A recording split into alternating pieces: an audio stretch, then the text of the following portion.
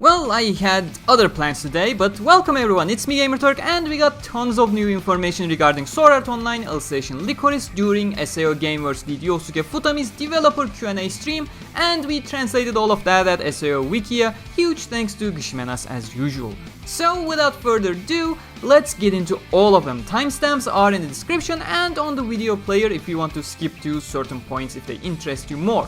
Also, background footage will be old gameplay demos because we didn't really get any new visual content today. It was all about information, not presentation. For starters, those of you from Asian regions or pre-ordered the Japanese copy for Beater's early release, there will be a level cap during this early release period. Once the game officially releases, your progress of course will be carried over into the full release version. But yeah, if you're somehow way too fast, you will reach a ceiling during your early access period. Again, this early access is exclusive to Asian region copies of the game, and it's not offered anywhere in the Western regions as usual because we never get any of that good stuff.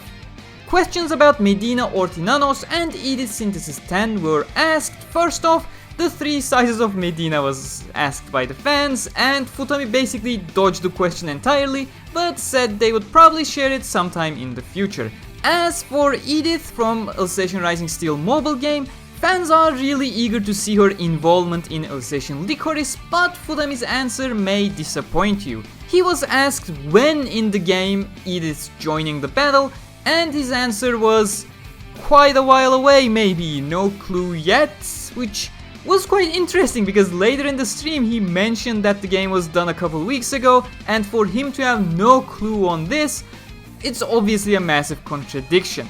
But this is pretty much the default behavior of the developers to dodge questions, and in fact, if we look at previous trailer footage, especially the Integris Knight money shot, Edith is nowhere to be seen, and that is supposed to be the latter parts of the main game after the events of the Battle of the Central Cathedral. So unless they purposefully hid Edith in those shots, I think we can assume that she'll not be a part of the main story campaign at all. In fact, it's very likely she'll be one of the Integrity Knights stuck in Deep Freeze and possibly will be woken up as an unlockable character after the end of the main campaign. Then a question was asked whether Berkuli, Fanatio, Renly, Tize, etc. will have their own side events or not, and Futami responded with, "The game has quite a lot of side events, look forward to it." It's kinda inconclusive in regards to the specific characters themselves, but chances are most of them will have their own events indeed. It has to be said, Futami apparently hasn't even seen all of them yet, so there really are a lot of them. There'll be other mentions of these events in later questions as well. In fact, this Saturday we are getting the Renly event preview. Now, regarding the size of the story, it's quite long, but if you played previous Akuria made SAO games, this probably shouldn't surprise you. The main campaign, while mostly ignoring all side events, it took Yosuke Futami about 60 hours to complete the main campaign. He stated that the main campaign alone, so excluding all the side events in the game, should take you around 30 to 50 hours depending on your pace with the gameplay portion. The pure main story itself, so excluding all gameplay related matters, just the cutscenes and visual novel parts, should be around 8 hours of content on its own. Human Realm arc acts as a prologue of the story, as we know from earlier, and is roughly the first quarter or third of the game. After that, the real meat of the game begins with the completely original story, and again, that is just the main campaign, and Futami promises the 2 announced DLCs are quite large too, as we have heard in previous streams. To give you a comparison, in the main story, Kirito has around 15,000 words recorded for dialogues. Using that as a reference, the first DLC, which unlike the dodgy statements from previous streams, is admitted to be fully conceptualized, features about 5,000 words for Kirito. And as mentioned earlier, the side stories are nothing to be underestimated either. In the main game alone, Kirito has around 5 to 8k words of dialogue accounting for side events specifically. As for what about more live streams and trailers in the near future, Futami stated that he wants to do more of them in June. However, they have not yet decided on the format of these streams due to circumstances. However, with the emergency situation being lifted in Japan earlier than expected in some prefectures, he hopes to publish a new trailer soon, most probably in July. So if you are looking forward to some other character reveals, maybe Leafa, maybe Shinon. With that, we move on to some character and weapon specific questions. Apparently, finisher moves will change based on the used weapon. Now, I'm not sure because the things didn't go into specifics here, but it kinda seems like it implies you can freeze everything around with Alice if you give her the Blue Rose Sword instead of Yu-Gi-Oh! Speaking of giving weapons to other characters, it seems like players are not allowed to give different weapon types to other characters, something we thought was possible based on earlier in-game screenshots featuring all weapon types on Yu-Gi-Oh's behavior screen. It appears that all characters are locked into their own specific weapon types, but you can still change their individual weaponry. So, looking back at our example with Alice, you are allowed to change your Osmanthus blade with something like the Blue Rose Sword, because both of those weapons are one-handed swords, but you can't go ahead and give Alice the Frostscale Whip or the Conflagration Bow, for example, because those are different weapon types than what Alice is locked into. Speaking of the Conflagration Bow, the ranged weapons will obviously act differently than Fatal Bullet. Futami stated that this is not a shooter game like Fatal Bullet, and thus there would not be an aiming mechanic in the game for ranged weapons.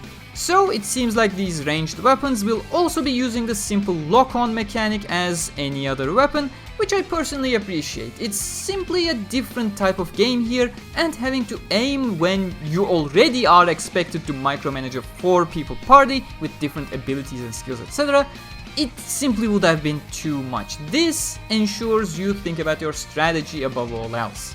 The visual novel portions of the game will have their auto-scroll setting back. This is this is something that disappears in one game, reappears in the next constantly, but it is generally good to have it back. For those who do not know, it basically makes sure that the dialogue runs smoothly without any input from you, so once a line of dialogue is done, the text skips to the next one and procs the next line, etc. But yeah, some of the previous implementations of this left a lot to be desired in earlier games when playing in English. You see, this generally works quite well in Japanese, where the text and speech are the same length because the character is speaking exactly what the text is saying. But when the speech is Japanese and we have English subtitles, sometimes localized in a way that's in a different tone, sometimes significantly different in length, it can lead to some lines being skipped way too early, or some one-word lines staying on screen for way too long. Overall, this option doesn't really mesh well with multilingual games. A question about the difficulty of bosses was asked, possibly due to seeing all those previews with very tanky bosses, so much so that even the developers were using God mode hacks to defeat them.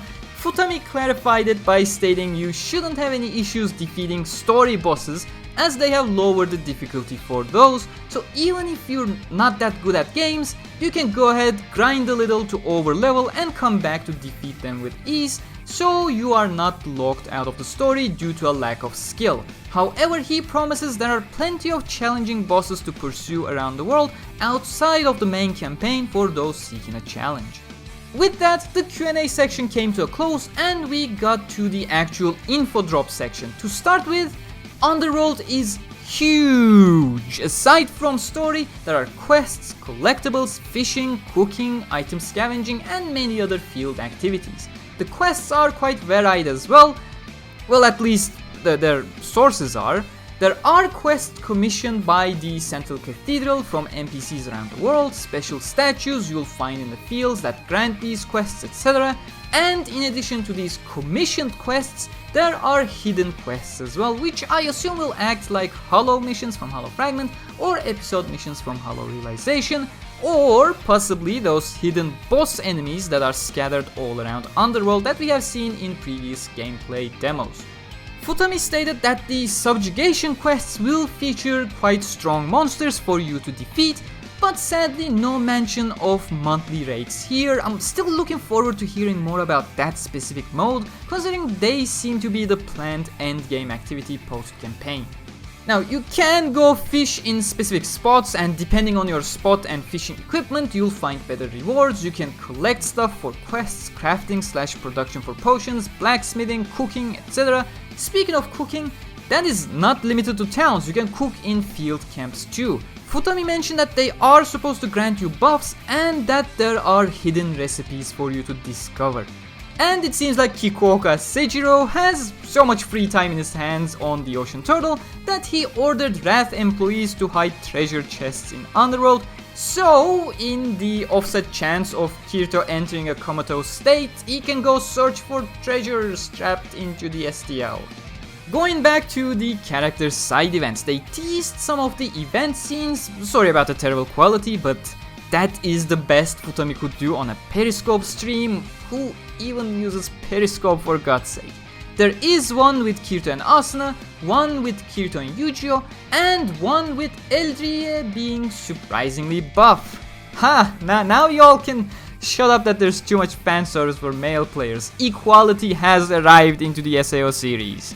Anyways, in fact, the previews they have been sharing each Saturday that we have been translating since at SAO Wikia have been the beginning portions of these character events. But that's pretty much it. That was a surprisingly info-filled stream there. We rarely get these kinds of streams. Anyways, hope you enjoyed. Please make sure to leave a like and subscribe and hit the bell icon for more on Sword Art Online. Seriously, only 16.8% of you are subscribed and only 14% of you have clicked the bell and enabled notifications. Come on, let's bring those numbers up.